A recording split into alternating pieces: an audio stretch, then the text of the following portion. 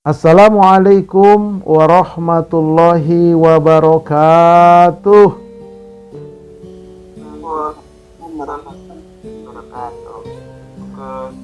Alhamdulillahi wa kafa, wassalatu wassalamu ala ashrafil anbiya'i wal mursalin wa ala alihi wa ashabihi ajma'in, amma ba'd.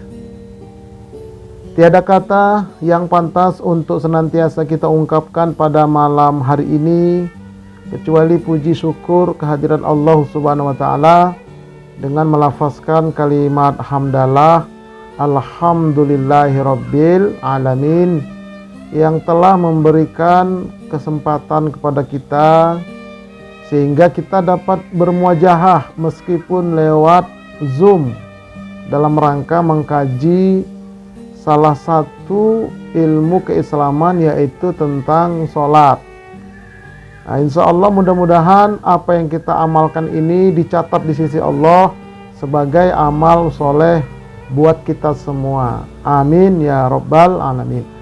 Salawat dan salam semoga Allah sampaikan keharibaan Nabi kita Nabi Muhammad sallallahu alaihi wasallam. Baik, sebagai pembuka, ya, para sahabat-sahabat santri pesantren virtual Pondok Sholat yang sudah hadir maupun yang belum hadir, yang mudah-mudahan keluarga kita mendapatkan rahmat dan ridho Allah Subhanahu wa taala. Kami dari Majelis Studi Dakwah Terapan yang nama channelnya Ustadz Arifin Purba menyelenggarakan sebuah program yaitu pesantren virtual Pondok Sholat, mengevaluasi sholat dari semua sisi. Maksudnya yang kita kerjakan selama ini apakah sudah sesuai dengan syariat atau belum. Dan ini adalah tingkat dasar. Setiap Sabtu malam Ahad jam 8 sampai selesai. Ada 12 pertemuan. Setelah tingkat dasar nanti kita akan masuk ke tingkat lanjutan. Setelah itu tingkat pemantapan. Kenapa kita buat bertingkat? Ya supaya ada hasilnya apa sih yang ingin dicapai, apa sih begitu. Jadi tidak liar dia. Baik, luruskan niat dulu supaya menjadi ibadah, karena innamal a'malu binniyat, sesungguhnya setiap amal itu harus disertai dengan niat. Nah, kalau salah niat bahaya ya. Jadi makanya kita harus luruskan niat kita dulu, jangan bengkok niatnya. Baik sebagai santri maupun sebagai pengasuh. Ini niat untuk santri, nawaitu atlubul ilma ibtigha'a mardotillah. Aku niat menuntut ilmu mencari ridho Allah. Nah, itu niatnya seperti itu. Datang hadir ke majelis Zoom ini untuk mencari ridha Allah. Nanti akan diberikan ilmu yang bermanfaat insya Allah. Dan malaikat pun hadir di rumah kita masing-masing.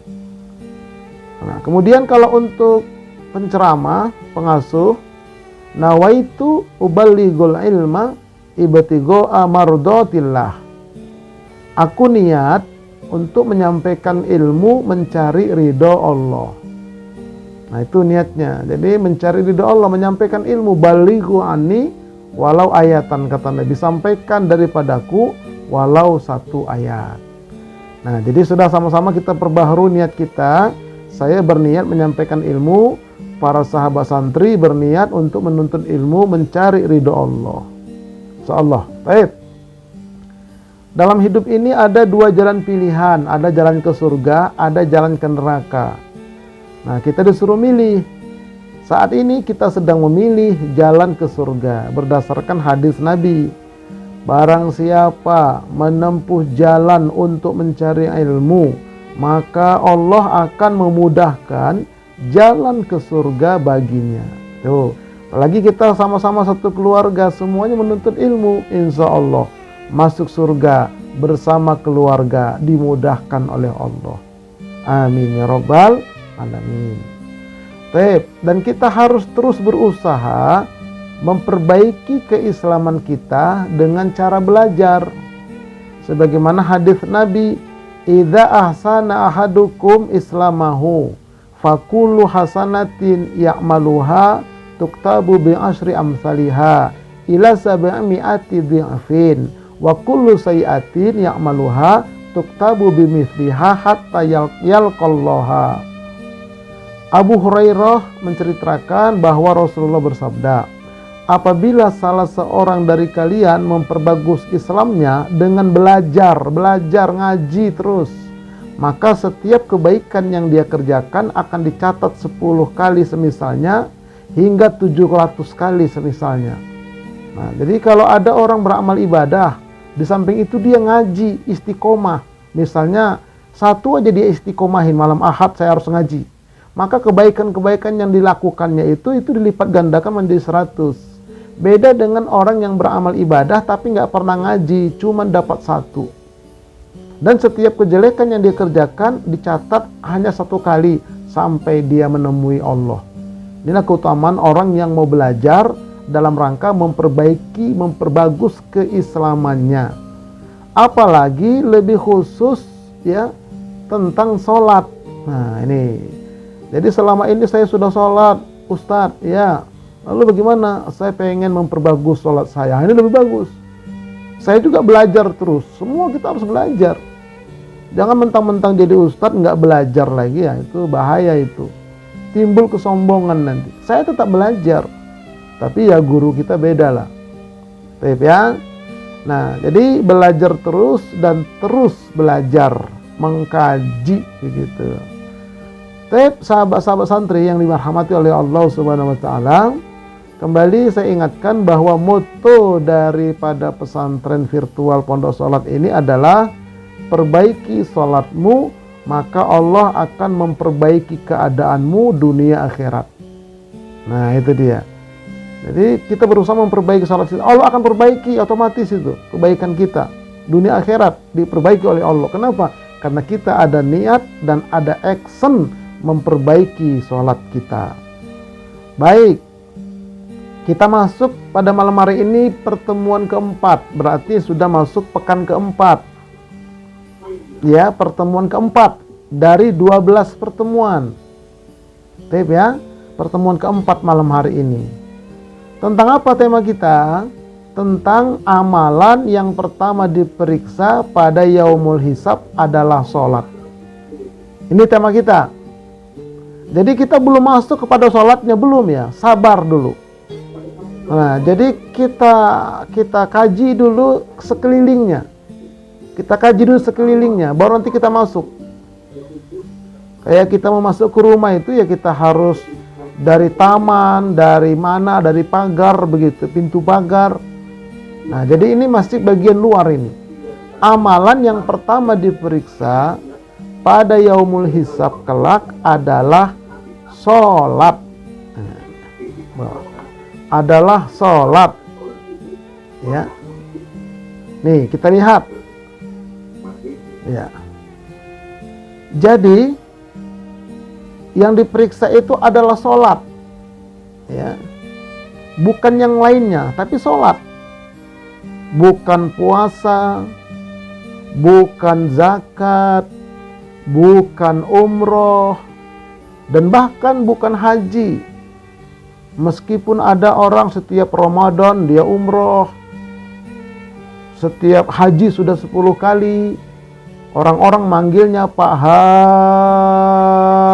Haji karena 10 kali. Ya seperti mat wajib mustaqol kalimi. Bukan itu yang diperiksa. Iya, orang umroh tiap Ramadan bangganya, bukan.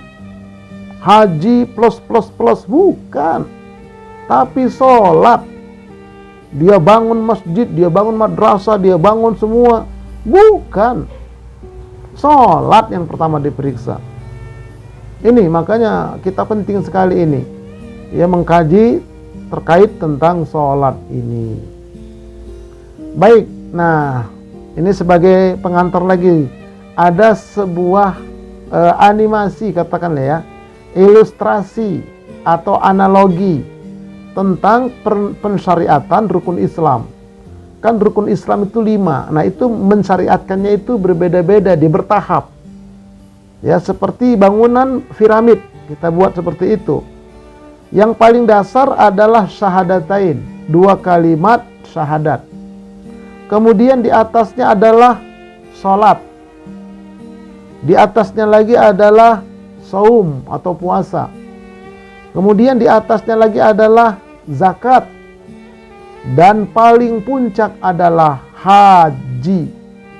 Nah, kan enak kalau kita ngaji seperti ini. Jadi ada ilustrasinya. Oke.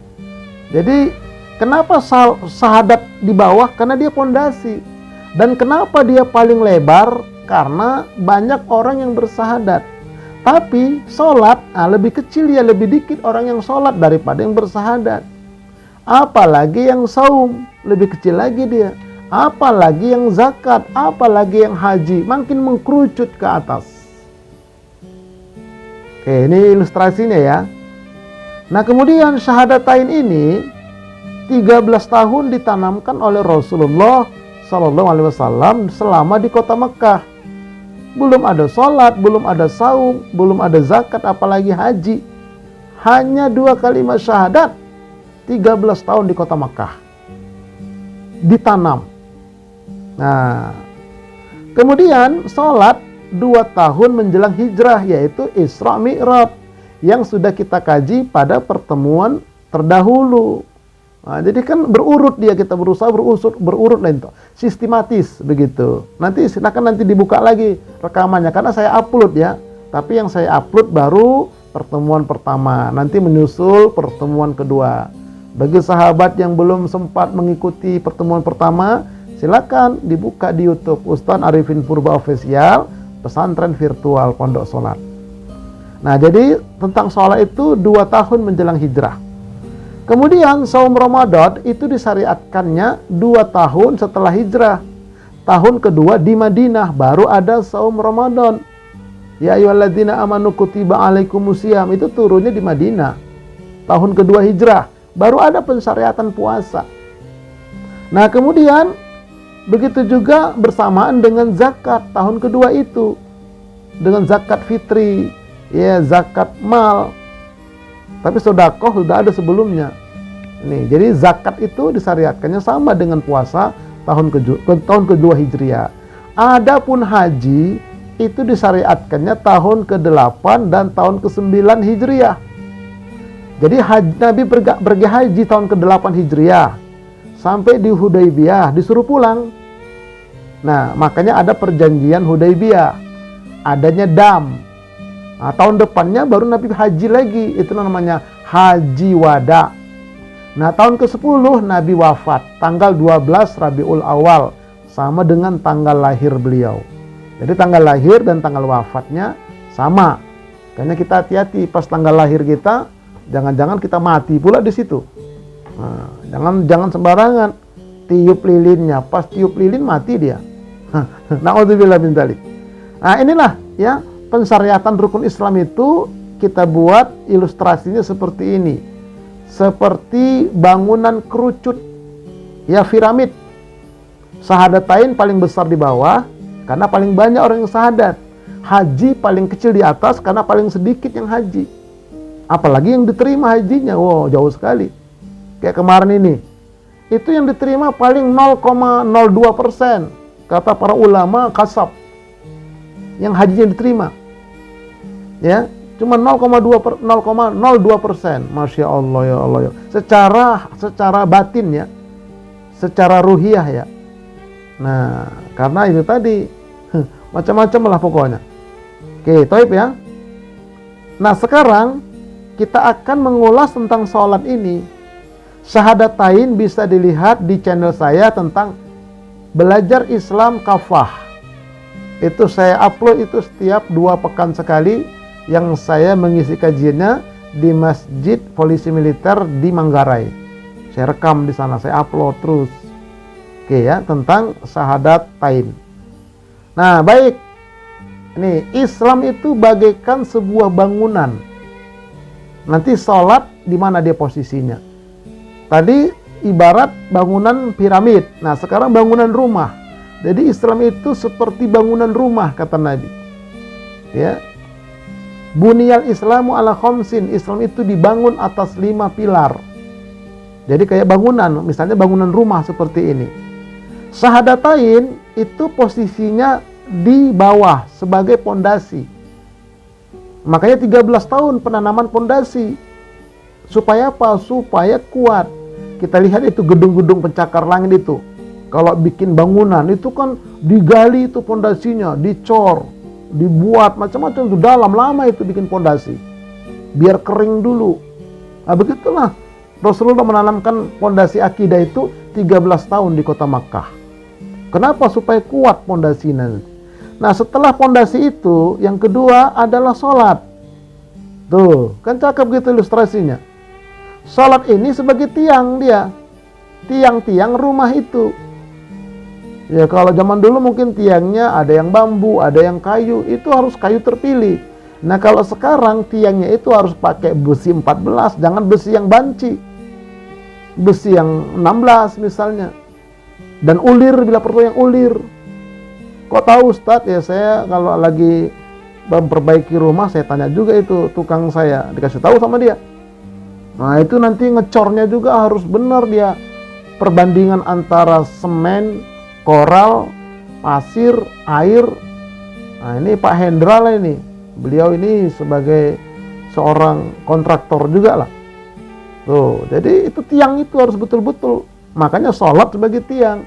Kalau tiangnya rapuh, rubuh itu rumah.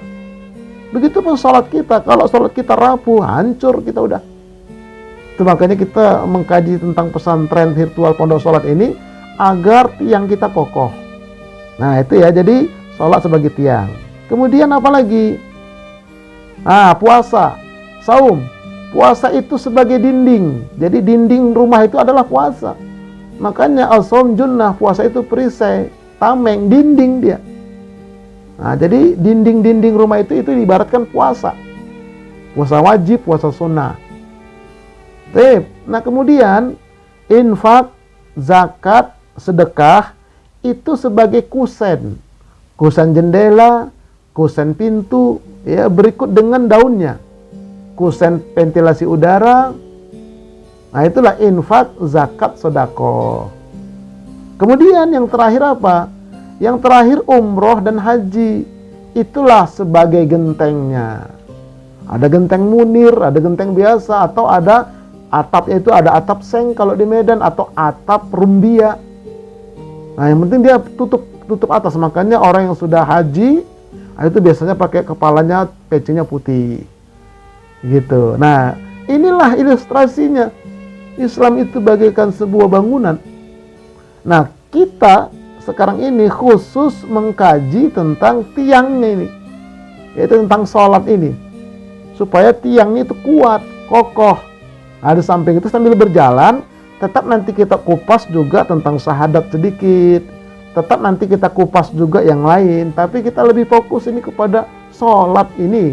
Kenapa? Sebagai tiang dia.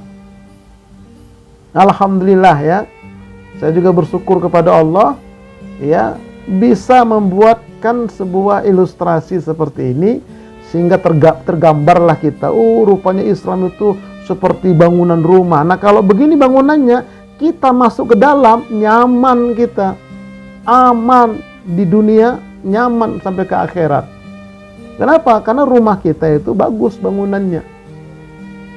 Oke, baik sahabat-sahabat santri pesantren virtual pondok sholat yang dirahmati oleh Allah Subhanahu wa Ta'ala. Sholat merupakan perkara yang sangat penting. Kenapa? Karena salah satu rukun Islam yang 5. Nah, makanya penting dia. Jadi rukun Islam itu ada 5 tadi. Nah, salah satunya adalah sholat. Yang kedua, sholat itu sebagai tiang agama. Siapa yang menegakkan sholat, berarti dia menegakkan agama pada dirinya. Siapa yang meninggalkan sholat, berarti dia meruntuhkan agama pada dirinya. Ngaku Islam harus sholat, baru tegak Islam dalam dirinya. Kalau nggak sholat, ya nggak akan berdiri Islam dalam dirinya. Nah itu makanya tiang agama pada diri setiap orang yang mengaku Muslim. Yang ketiga, sholat itu pokok pangkal semua kebaikan. Kalau sholat kita baik, Allah baikkan kita semua. Itu pokok pangkalnya di sholat itu. Makanya perbaiki sholatmu, Allah akan perbaiki semua keadaanmu, dunia dan akhiratmu. Tuh. Kemudian sholat itu penentu diterima atau ditolaknya amalan-amalan yang lain. Nanti di akhirat kalau diperiksa ternyata sholat kita diterima, maka amalan lain pun akan diberikan kepada kita. Tapi kalau ada orang begitu diperiksa sholatnya ditolak, kenapa nggak belajar dia? Tidak memperbaiki dia. Nah, maka amalan yang lain pun nggak diberikan kepada dia, karena passwordnya di sholat itu, penentunya di sholat itu. Kayaknya kita nggak boleh sembarangan. Rasulullah itu ketika mau meninggal, ya diingatkan, umatku, sholat. Bahkan Nabi menegaskan, anak-anakmu itu umur 7 tahun, suruh sholat mereka. Kalau sampai umur 10 tahun nggak mau sholat, pukul mereka. Ngomel kita di rumah. Ustadz, saya bosan. Nggak boleh bosan. Terus dalam rangka apa? Mengamalkan sunnah Nabi. Ya, perintah dari Nabi. Suruh anakmu, suruh keluargamu untuk sholat. Nggak boleh bosan. Nah, makanya kenapa sholat ini penentu dia. Akan percuma hajinya, akan percuma sodakohnya dan yang lainnya kalau sholatnya ditolak di akhirat. Nah, makanya kita periksa sekarang, kita hisap sekarang. Baru yang kelima, selalu bergandengan dengan kesuksesan. Itu sholat selalu bergandengan dengan kesuksesan. Makanya ketika kalimat azan, kalimat koma, iqomah, hayya 'alas sholah, mari kita sholat. Kemudian hayya 'alal falah, mari menuju kemenangan. Jadi antara sholat dengan kemenangan, antara sukses dengan kemenangan itu bergandengan dia. Nah, jadi selalu bergandengan. Kalau mau sukses, beresin sholatmu. Itu maknanya. Nggak ada cerita orang itu sukses dalam arti kata berkah ya. Kalau sukses secara materi ya orang-orang yang nggak sholat, kadang-kadang secara materi sukses dia. Tapi tampilan luar, tapi di dalamnya itu nggak ada ketenangan di keluarganya juga. Apalagi kekayaan hartanya itu dia peroleh katanya dari judi online. Nah, itu dari korupsi, itu nggak benar. Yang sukses di sini adalah keberkahan dia. Itu selalu bergandengan dengan sholat. Nah, kemudian yang keenam, sholatlah yang pertama sekali diperiksa kelak pada hari kiamat. Nah, makanya sholat ini penting sekali, setidaknya ada 6 poin ini. Nah, yang akan kita ulas pada malam hari ini adalah poin yang keenam, yaitu sholat yang pertama kali diperiksa kelak. Mari kita lihat. Ada 13 alam persinggahan hidup manusia. Ini ilustrasi lagi nih, ini penting juga ini. 13 transit. Jadi kita itu ada 13 transit ya dalam kehidupan kita ini. Nah, kita sekarang sedang berada di mana transitnya? Mari kita lihat. Transit alam persinggahan yang pertama kali adalah namanya alam nafs, alam jiwa. Jadi di alam nafs itu, di alam jiwa, sebelum dia turun ke muka bumi ini, Allah bukakanlah tirai, dibukakan tirai, nampak dunia. Jiwa-jiwa kita itu ngumpul di sana. Kata jiwa, aku ingin ke sana ya Rob, aku ingin. Yang benar kata Allah, benar. Maka disebutkan nanti itu dalam surah Al-A'raf ayat 172. Alastu birabbikum, bukankah aku ini Tuhanmu? Qalu bala syahidna. Mereka berkata, kami menjadi saksi, kami bersahadat, betul-betul engkau Tuhan kami. Nanti kalau sudah sampai ke dunia pun kami begitu. Nah, itu kata jiwa kita di alam nafs. Jiwa ya, ingat jiwa. Apa itu jiwa? Jiwa itu nafsun, kullu nafsin dha'iqatul maut. Setiap yang berjiwa akan mati. Jiwa itu yang sedang bicara dalam kolbu kita. Pengen makan, pengen minum, pengen ngaji, nggak pengen ngaji, itulah jiwa itu. Terkadang baik, terkadang buruk dia. Itu alam pertama di alam jiwa. Kemudian kita dipindahkan ke alam yang kedua, yaitu alam rahim. Nah, di alam rahim itulah dipertemukan jiwa, korin, dan ruh. Ingat, setiap kita punya korin, kata Nabi. Apakah engkau juga punya korin ya Rasulullah? Aku juga punya. Korin itu bangsa jin dalam kolbu kita. Tapi korinku sudah diislamkan oleh Allah. Kata Nabi, tidak menyuruh aku kecuali yang baik. Bagaimana dengan korin kami ya Rasulullah? Tergantung jiwa kalian. Makanya korin, jiwa, ruh ini sentralnya ada di kolbu kita, di jantung kita. Jantung, kolbu secara fisik itu jantung. Secara fisikis di dalam jantung itu ada softwarenya. Kalau jantung itu hardwarenya, di dalam jantung itu ada softwarenya. Nah, di sana itulah di softwarenya itu ada 3 kamar. Kamar luar tempat korin dan teman-temannya, kamar tengah tempat jiwa kita, kamar dalam tempat ruh kita. Ruh cahaya ilahi ditiupkan oleh Allah di rahim itu. Ketika jabang bayi umur 4 bulan, sudah ada jiwa, sudah ada korin, ditiupkan ruh. Ruh itu cahaya ilahi dia. Dia cahaya. Sementara korin dan teman-temannya itu kegelapan. Jiwa di tengah. Nah, kalau jiwa kita sering main ke ruh, jiwanya bercahaya. Tapi kalau jiwa kita sering main keluar ke korin dan yang keburukan, maka jiwanya gelap. Makanya kata Allah, wa nafsi wa masawwaha, demi jiwa dan demi penyempurnaan ciptaan jiwa itu. Fa alhamaha fujuraha wa taqwaha. Allah mengilhamkan kepada jiwa itu fujur, negatif, korin, takwa, positif, ruh. Oke, nah di alam rahim itu semua. Nah, nanti kita akan lihat jiwa nanti, silakan berkunjung ke channel saya juga. Ada 7 macam jiwa. Ya, ada namanya nafsu amaroh, mulhamah, lawamah, dan seterusnya. Nah, itu di alam rahim. Berapa lama kita di alam rahim? Kalau ruh kita itu ditiupkan 5 bulan 10 hari. Tapi kalau jiwa, korin, dan jasad 9 bulan 10 hari. Karena umur 4 bulan baru ditiupkan ruh. Wa nafakho fihi mir ruhihi. Itu di alam kedua, alam rahim. Dari alam rahim kemudian kita dipindahkan ke alam yang ketiga. Inilah dia alam dunia, tempat kita sekarang. Jadi masih ada 10 alam di depan kita. Panjang sahabat-sahabat santri sekalian. Nggak boleh santai kita. Masih panjang perjalanan kita. Ya Allah ya Rabb. Di dunia ini kuncinya, kalau di sini kita salah langkah, maka kesana sengsara. Salah langkah di muka bumi ini. Berbuat curang dia nggak sempat taubat. Berbuat dosa dia nggak bertaubat. Salah langkah dia, ya Allah ya Rabb. Makanya dunia alam ketiga. Nah, setelah dunia ini kita akan dipindahkan ke alam yang keempat, yaitu pintu gerbang sakaratul maut. Ada pintu husnul khotimah, ada pintu su'ul khotimah, tergantung track record kita selama di dunia. Oke. Begitu melewati pintu gerbang sakaratul maut, turun kita ke alam yang kelima, yaitu alam barzakh dan alam kubur. Alam barzakh tempat jiwa kita, alam kubur tempat jasad kita. Jadi orang itu mati, jiwanya masuk alam barzakh, ruh kembali. Jadi innalillahi wa inna ilaihi raji'un. Yang raji'un, yang kembali itu ruh kepada Allah. Karena tadi ditiupkan, dia balik ke sana. Jiwa kita di alam barzakh, korin kita gentayangan di kuburan. Makanya nggak ada roh gentayangan, yang ada korin gentayangan. Nah, ini harus dipahamkan secara benar.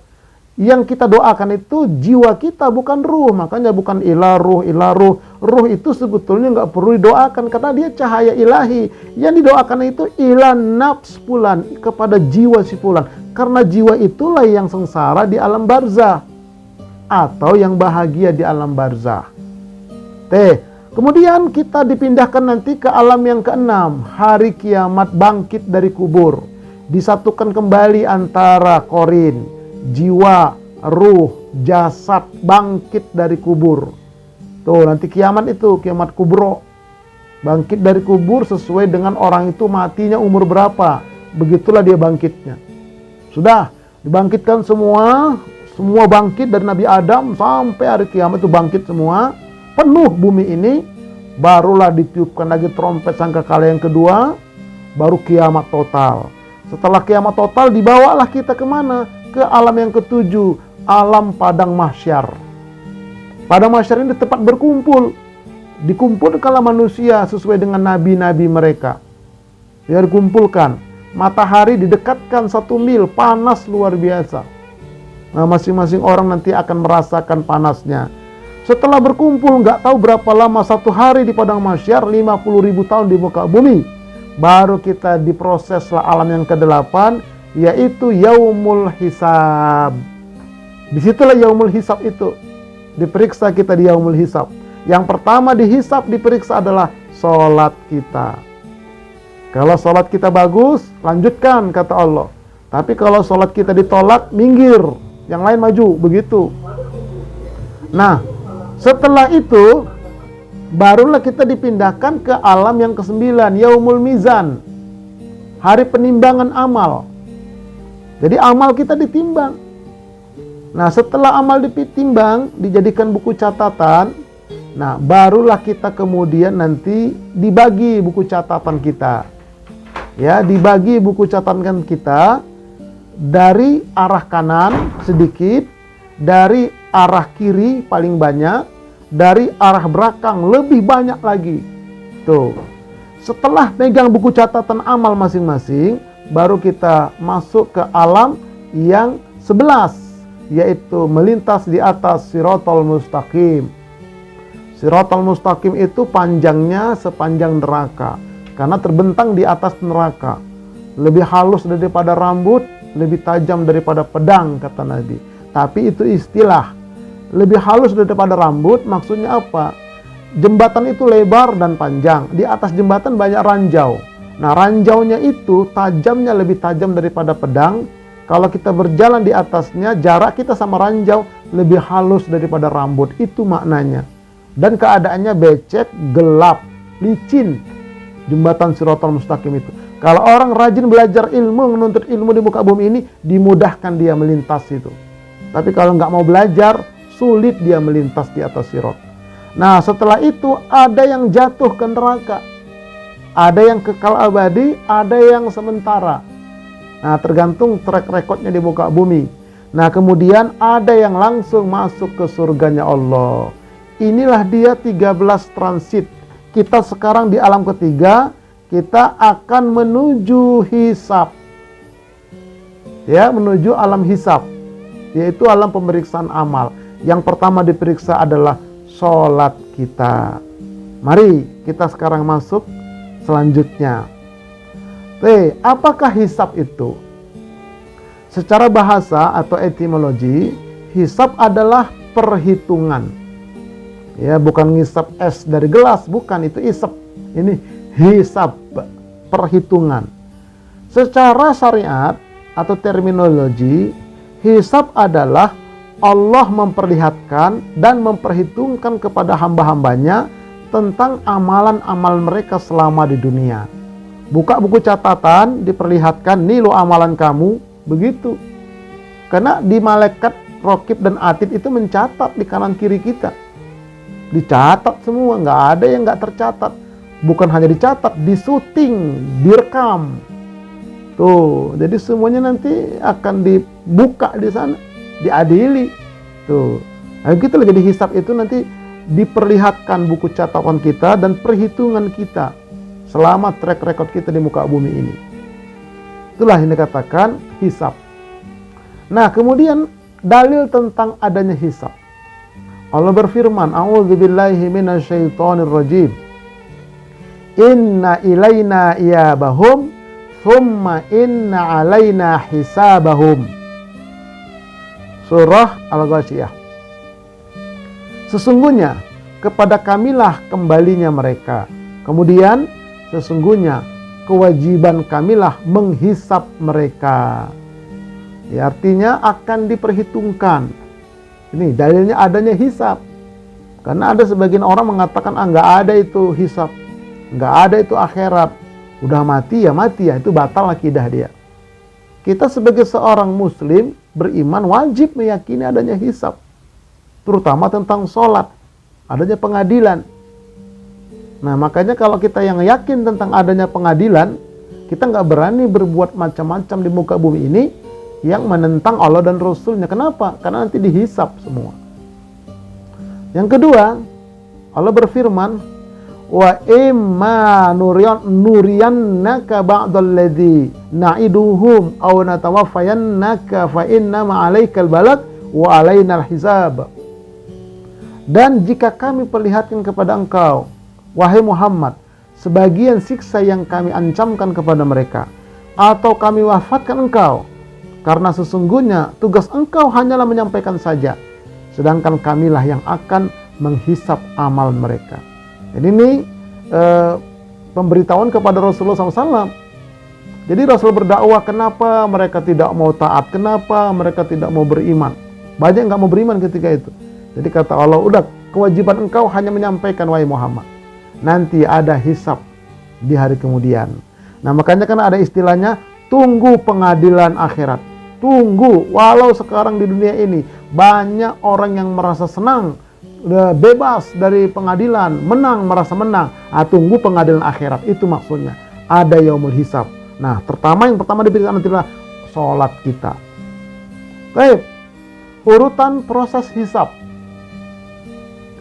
Yang akan dihisab pertama kali adalah binatang-binatang. Maksudnya bagaimana Ustadz? Sesama binatang.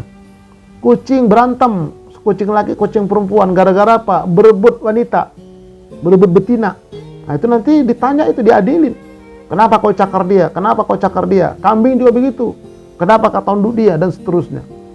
Ayam pun begitu. Kenapa kau berantem? Siapa yang mengadu kau? Kena juga nanti orang itu. Itu nanti pertama, binatang yang dihisap. Setelah binatang siapa? Manusia dihisap. Jadi nanti binatang itu dihisap di stadion bulat begitu, manusia menyaksikan, jin, setan, iblis menyaksikan pengadilan terhadap binatang itu.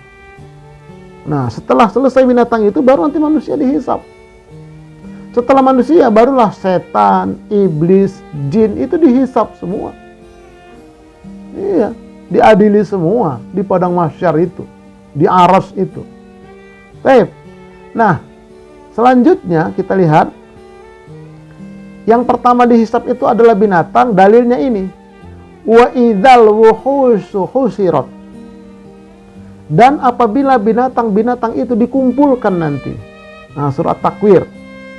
Begitu juga, wa ma min dabbatin fil ardi wala ta'iri yatiru bi janahaihi illa umamun amsalukum ma farratna fil kitab min syai'in thumma ila rabbihim yuhsyarun.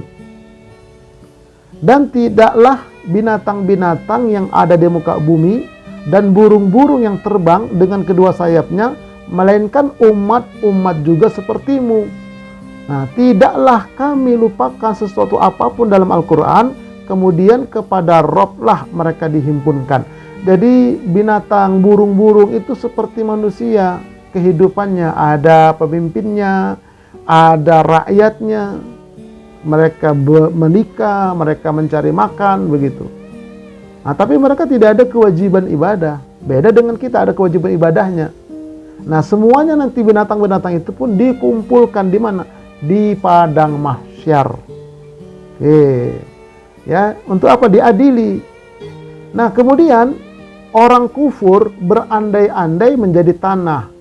Hisabnya terhadap hewan ini disaksikan oleh para malaikat, manusia, jin, setan, dan iblis. Setelah hewan diadili, Allah berfirman, jadilah kalian tanah. Maka hewan itu berubah menjadi tanah. Tatkala melihat hewan itu berubah jadi tanah, orang-orang kafir berkata, alangkah baiknya jika aku menjadi tanah. Nah, nanti binatang itu setelah diadili, kunu turoban, jadi tanah kalian semua, jadi tanah. Nggak ada masuk surga, nggak ada masuk neraka, kecuali beberapa binatang yang dimasukkan surga. Ya, ada beberapa binatang, diantaranya burung hudhud zaman Nabi Sulaiman, kemudian seekor anjing Ashabul Kahfi, dan yang lain-lain. Tuh. Tapi kalau semua binatang itu setelah diadili, jadi tanah semua.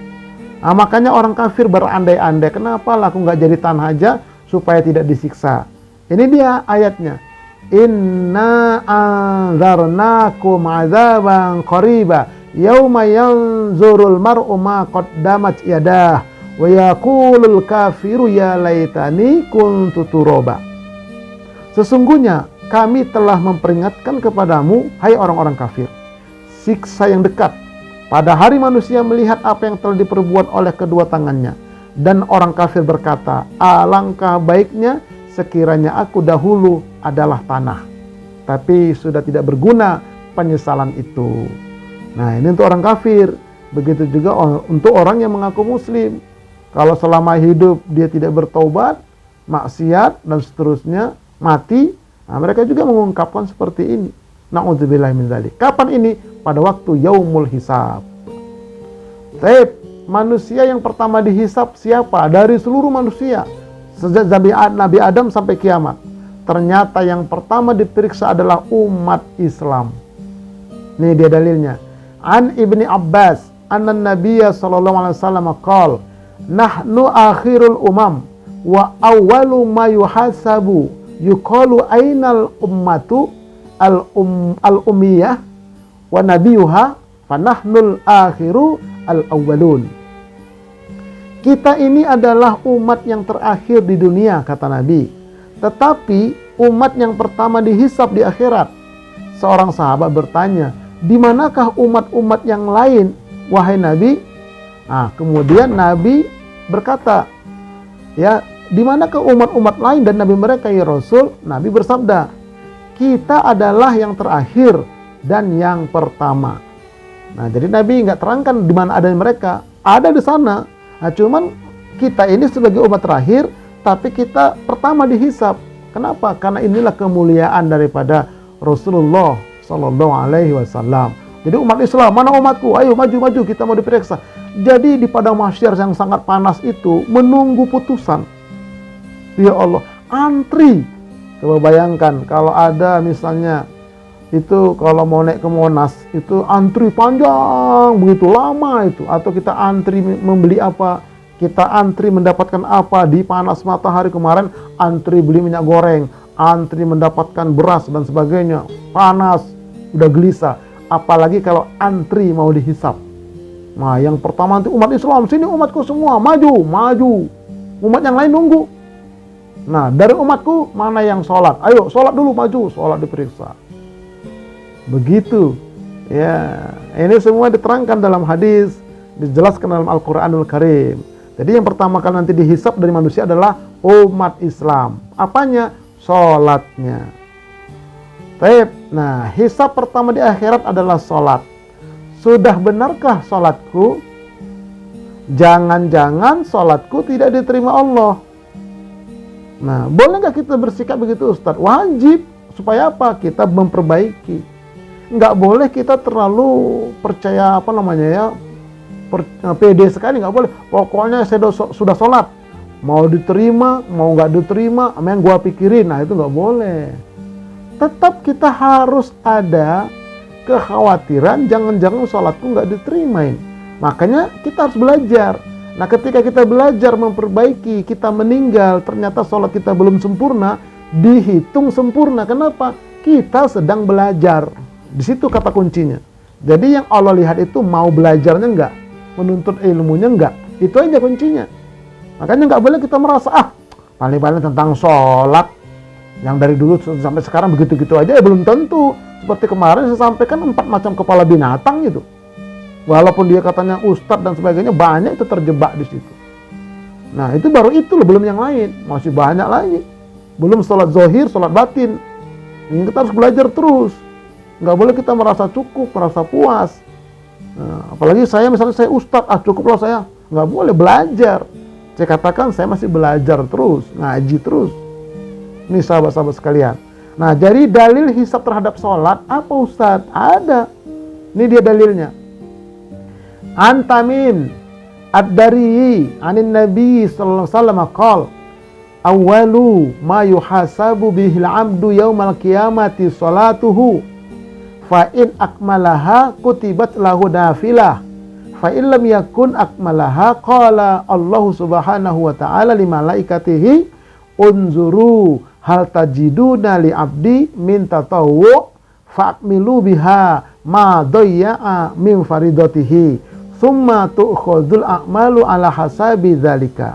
Artinya, dari Tamim ad-Dari, Dari Nabi SAW bersabda, yang pertama sekali dihisab atau diperiksa pada hari kiamat terhadap setiap hamba adalah sholatnya. Apabila seseorang hamba menyempurnakan sholatnya, maka dicatatlah baginya sesuatu sebagai suatu kebaikan. Tetapi jika sholatnya tidak sempurna, Allah berfirman kepada malaikat, lihatlah apakah kamu mendapati hambaku sholat sunnah? Maka sempurnakanlah dengan sholat fardu itu yang kurang sempurna tadi. Kemudian lakukanlah terhadap amalan-amalan yang lain seperti demikian. Nah, jadi diperiksa oleh malaikat. Nah, ternyata waktu pemeriksaan itu Allah menanya, hai malaikat, kenapa kau begitu? Iya, nampaknya ini orang sholatnya kurang sempurna ya Rob. Oh, sholat sempurna, iya. Coba periksa, ada nggak sholat sunnahnya? Diperiksa, ada. Terawih lumayan lah. 6 hari pertama dia rajin, tapi kesononya dia bolong, misalnya gitu. Tapi lumayan ada sholat sunnahnya. Nah, tutupkanlah sholat sunnah itu kepada sholat wajib. Nah, kalau kurang juga, ya udah nanti ada pengadilan lagi. Setelah ditutupkan semua, barulah nanti periksa amal yang lain. Begitulah hamba-hamba Allah. Nah, jadi nanti kaitannya nanti di sini, apakah sholat itu bisa dikodo dan seterusnya, itu nanti ada tema sendiri. Tapi yang jelas sholat sunnah di sini adalah menutupin kekurangan sholat wajib. Mari kita dalamin sedikit. Apa yang diperiksa dari sholat kita berdasarkan hadis tadi? Yang pertama, jumlah sholat seumur hidup. Apakah mencapai target jumlah atau tidak? Nah, ini yang pertama diperiksa. Maksudnya bagaimana Ustadz? Kita lihat. Misalnya ada umur orang laki-laki nih ya. Umur orang laki-laki umur 70 tahun dia wafat. Nah, ini ada orang misalnya, kalau kita ya mungkin niatnya 100 tahun lah, tapi sehat ya. Ada umur 70 tahun wafat dia. Sementara umur 10 tahun sudah wajib sholat. Umur 10 tahun nih laki-laki ini sudah wajib sholat. Berarti dia 60 tahun sholat tuh. 60 tahun, yuk kita hitung. 5 kali sehari semalam, sholat 5 waktu. Dikali 365 hari setahun. Dikali 60 tahun. Maka total sholatnya harusnya 109.500 sholat. Itu periksa. 60 tahun sholat ya? Iya Pak Malaikat. Coba kita hitung dulu.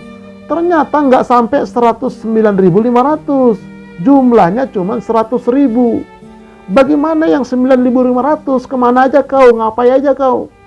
Ternyata waktu masih muda, dia orangnya okem. Nggak sholat dia. Udah mulai dewasa, udah kawin, dia dekat masjid, baru dia sadar. Itu kan dulu kan nggak sholat itu, macam mana Ustadz? Nah, apakah dikodo atau bagaimana? Nanti ada dua pendapat. Ada ulama mengatakan dikodo tiap hari. Nah, nanti kita ada tema khusus ya, kita belum sampai ke sana. Nah, nanti dengan tema khusus, dengan dalil-dalilnya. Tapi ada yang mengatakan kalau sudah lama, nggak usah kodo, karena sudah lama. Lalu bagaimana? Perbanyak saja sholat sunnah. Nanti sholat sunnah itulah yang menutupin sholat wajib yang kurang tadi. Jadi ada dua pendapat dia. Nanti kita akan kaji tema khusus di situ. Nah, ini baru gambaran aja. Jadi nanti yang diperiksa pertama itu jumlah sholat seumur hidup mencapai target atau tidak. Nah, kalau perempuan dipotong masa haid, dipotong masa nifas. Masa haid, masa nifas nggak wajib dikodok kalau perempuan. Ya, tapi kalau laki-laki nggak ada haid, nggak ada nifas dia. Umur 60 tahun. Ya 60 tahun dia wajib sholat. Cuman 100.000 sholatnya. Kurang 9.500. Macam mana menutupin itu? Begitu kira-kira. Ayo coba masing-masing kita introspeksi diri. Ya, tapi jangan kecil hati. Jangan. Ngaji terus. Nanti ketemu nanti jawabannya insya Allah. Oke, itu pertama yang diperiksa. Jumlah sholat seumur hidup. Apakah mencapai target atau tidak mencapai target jumlah maksudnya. Nah, yang kedua yang diperiksa apanya? Ya, dari sholat kita itu. Yang kedua adalah ilmu tentang sholat. Kamu sholat itu ilmunya bagaimana? Apakah sekedar ikut-ikutan dari nenek moyang? Orang ngerjain kita ikut-ikutan aja? Atau mengada-ngada, namanya bid'ah. Nah, nanti ditanya. Ya, ditanya nanti di akhirat. Kamu ilmunya dari mana itu? Sampai-sampai nanti pertanyaannya, cara-cara sholat kayak begitu itu ngikutin siapa? Seperti ada kemarin itu sholat tarawih 23 rakaat cuman 7 menit. Tahun ini 6 menit, dia pecahkan rekor sendiri. Allahu Akbar, Allahu Akbar, Allahu Akbar, Allahu Akbar, cepat. Itu cara siapa itu? Wah, ini kan dari nenek moyang kami udah lama. Nabi yang lebih lama begitu enggak? Sahabat yang lebih lama begitu enggak? Nah, itu nanti cara itu ditanya itu. Enggak main-main. Jadi enggak boleh kita sembarangan. Makanya kata Nabi, "Washollu kama ra'aitumuni usolli." Salatlah kalian sebagaimana kalian melihat aku salat. Siapa yang melihat? Sahabat. Diabadikan oleh ulama menjadi hadis sampai kepada kita. Itu nanti akan kita ulas lebih dalam pada waktunya insyaallah. Oke, jadi ini yang kedua ya, ilmu tentang sholat. Ya, jangan-jangan kita sholat selama ini belum berdasarkan ilmu. Nah ini ya, nanti ilmu tentang sholat ini nanti kita akan kaji nanti. Nah, pertemuan akan datang itu baru nanti kita mulai masuk kerangka, ya kerangka ilmunya, insyaallah nanti panduannya atau namanya rambu-rambunya insyaallah. Oke, akibat salah ngikutin orang, salah ngikutin guru dalam sholat dan dalam ibadah, maka akan disiksa 2 kali lipat nanti di akhirat. Allah berfirman, A'udzubillahi minasyaitonir rajim. Qala dakhulu fi umamin qad khalat min qablikum minal jinni wal insi finnar. Kullama dakhalat ummatul la'anat ukhtaha hatta idza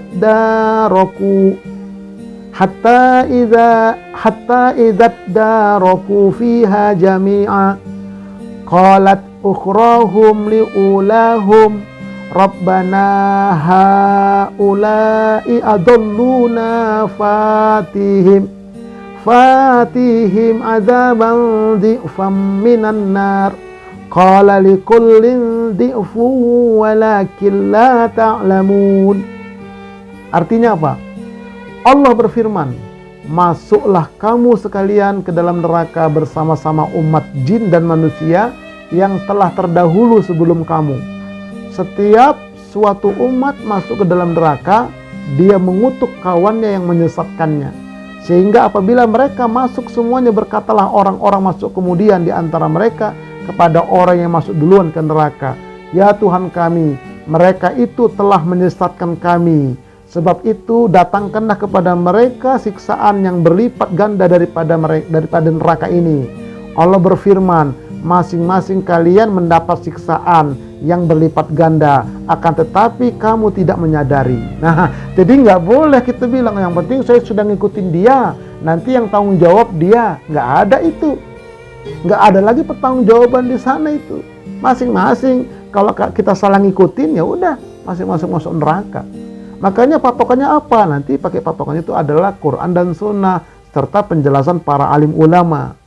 Tuh patokannya. Kalau nggak bisa menunjukkan begitu, jangan salah ngikut kita. Apalagi dalam sholat ini, wah ini siksaannya sama-sama masuk neraka, dilipat gandakan siksaannya. Na'udzubillah min dzalik. Nah ini surah Al-A'raf ayat 38. Nah, apa yang diperiksa dari sholat kita selanjutnya? Selanjutnya adalah kualitas sholat, menjiwai sholat atau tidak. Tuh, dari gerakannya dia jiwai atau enggak, dari bacaannya terutama. Ya, dari bacaannya ngerti enggak dia. Nanti kita ada nanti momen tertentu untuk menerjemahkan bacaan sholat kata per kata, tapi masih jauh, agak jauh dia. Itu di buku panduan itu nanti ya. Bersabar terus, tapi dibaca-baca dulu boleh itu yang sudah punya bukunya. Nah, jadi sholat itu ada sholat zahir, ada sholat batin. Ya, ada orang yang sukses sholat zahir, syariatnya dia penuhi, rukun-rukunnya dia penuhi semuanya. Ya, bagus nampaknya sholat zahirnya. Nah, tetapi gagal sholat batin. Kenapa? Tidak suci batinnya. Ingatannya kemana-mana sampai akhir sholat. Itulah terkena godaan setan khonzab. Nah, jadi sholat zahir, sholat batin. Makanya nanti kita akan dalamin dua-dua insya Allah. Nggak boleh hanya sholat zahir, sholat batin juga harus. Tidak boleh hanya sholat batin, sholat zahir juga wajib. Jadi dua-dua jadi padu dia. Nah, berusaha kita memadunya, itu yang Allah lihat. Ada kemauan gak kita mempelajarinya? Nah, ini kita siapkan insya Allah. Dan alhamdulillah insya Allah saya siap materinya. Semuanya insya Allah siap. Insya Allah. Nah, berdasarkan buku-buku yang saya baca dan dari arahan dari guru-guru. Baik ya. Nah, sekarang doa agar hisab dimudahkan Allah. An Aisyah taqal, sami itu an-nabiy sallallahu alaihi wasallam yaqul fi ba'di salatihi. Jadi habis salat Nabi selalu diselipkan doanya itu begini. Allahumma hasibni hisaban yasira. Falamman sarafa qultu ya Nabi Allah, mal hisabul yasir? Qala ayanzuru fi kitabihi fayatajawaza anhu innahu man nuqishal hisab yauma idzin ya Aisyah halaka kullu ma yusibul mu'min yukaffirullahu azza wa jal bihi anhu hatta syaukatu tasukuhu. Jadi doanya mudah. Yang di garis bawah itu doanya mudah ngapalnya. Setelah kita berdoa yang macam-macam, tambah ini Allahumma hasibni hisaban yasira. Allahumma hasibni hisaban yasira. Allahumma hasibni hisaban yasira. Hanya itu doanya. Falamma itu bukan doa. Setelah kalimatnya falaman sorofa itu bukan doa. Doanya cuman itu aja itu. Ya, beberapa kata itu. Allahumma hasibni hisaban yasira. Ya Allah, hisablah nanti aku dengan hisab yang mudah. Ini artinya ini kita lihat. Dari Aisyah berkata, saya telah mendengar Nabi SAW pada sebagian sholatnya, habis sholat dia membaca doa. Ya Allah, hisablah aku dengan hisab yang mudah. Itu doa Nabi diselipkan itu. Nabi aja minta, apalagi kita sebagai umat. Ketika beliau berpaling setelah sholat, Aisyah ya bertanya, wahai Rasulullah, apa yang dimaksud dengan hisab yang mudah, hisaban yasiro itu?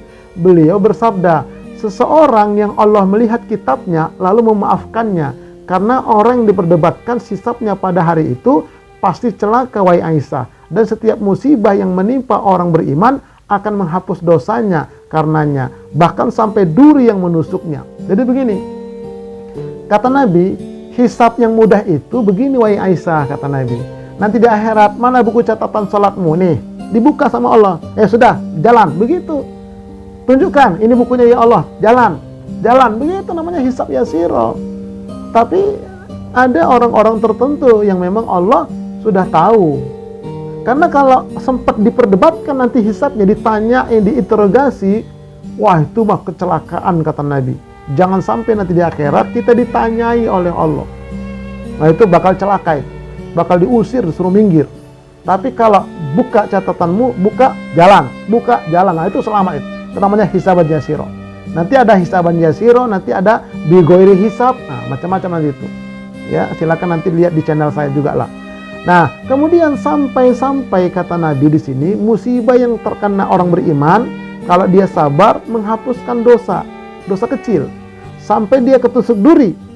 Dia mengatakan innalillah wa inna raji'un. Innalillah wa inna raji'un, tertusuk jarum atau menggoreng ikan bandeng misalnya, dia kena picratan minyak, dia baca innalillah. Itu kalau dia sabar menghapuskan dosa ringan. Nah, nanti akan mudah hisabnya. Nah, inilah tentang doa minta kepada Allah, Allahumma hasibni hisaban yasiro. Ya Allah, mudahkanlah aku nanti hisab dengan hisab yang mudah. Baik. Nah, kemudian wa yura an Umar ibn al-Khattab qol hasibu anfusakum qabla an tuhasabu. Dan diriwayatkan dari Umar bin Khattab, dia berkata, hisablah, periksalah dirimu sebelum kamu diperiksa kelak. Maksudnya apa di sini? Di antaranya adalah periksalah sholatmu sebelum nanti kamu sholat diperiksa di akhirat. Ah itu dia. Dengan cara apa kita ngaji? Ayo kita periksa dengan barometernya tentunya Quran dan Sunnah, penjelasan para alim ulama.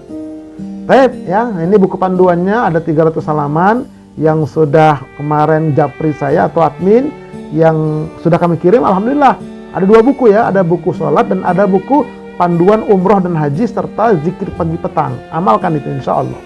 Nah, yang mau berminat nanti silakan japri kita insya Allah ya. Tab rumus kehidupan ini terakhir. Sebelum tanya jawab kita, rumus kehidupan. Ini kita harus tahu nih.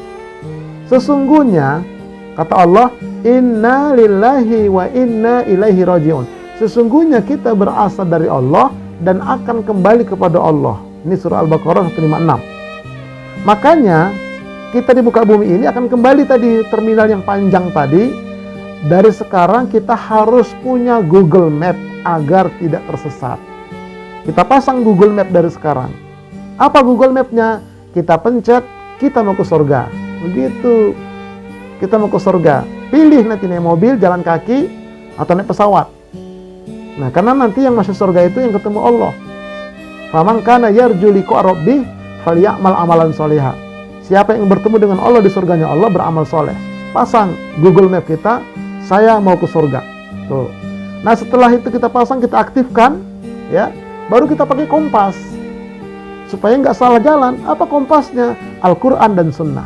Ditambah dengan penjelasan para alim ulama. Ya, para tabi'in, para tabi'ut tabi'in, dan seterusnya. Nah, sahabat lebih dahulu itu. Ini kompasnya Quran dan Sunnah. Kalau melenceng dari Quran Sunnah, tinggalkan. Nah, setelah itu baru kita milih gerbong. Ya, kenapa? Karena masuk surga itu berbondong-bondong. Fadkhuli fi ibadi wadkhuli jannati. Maka masuklah ke dalam gerbong hamba-hambaku, lalu masuklah ke dalam surgaku. Ada 3 gerbong. Gerbong orang muslim, gerbong orang mukmin, gerbong orang muttaqin. Itu yang selamat. Jangan gerbong orang munafik, gerbong orang fasik, orang murtad, orang musyrik, jangan. Nah, gerbong orang muslim, orang mukmin, orang muttaqin. Nah, itu silakan nanti buka channel saya tentang belajar muslim kafah. Nah, kita ini termasuk gerbong juga ini kita ngaji. Nah, jadi nanti orang masuk surga itu berombong-rombongan, orang masuk neraka pun berombong-rombongan. Inilah rumus kehidupan yang harus kita pahami, bahwa tujuan akhir kita adalah terminal ke-13, yaitu surganya Allah. Pasang dari sekarang. Pakai kompasnya Quran dan Sunnah, penjelasan ulama, dan kita masuk surga berombong-rombong. Insya Allah. Wallahu a'lam bishawab. Nah, bersambung ke pertemuan kelima, insya Allah. Baik, untuk tanya jawab saya akan kembalikan kepada host kita, Ananda Nadia. Assalamualaikum warahmatullahi wabarakatuh.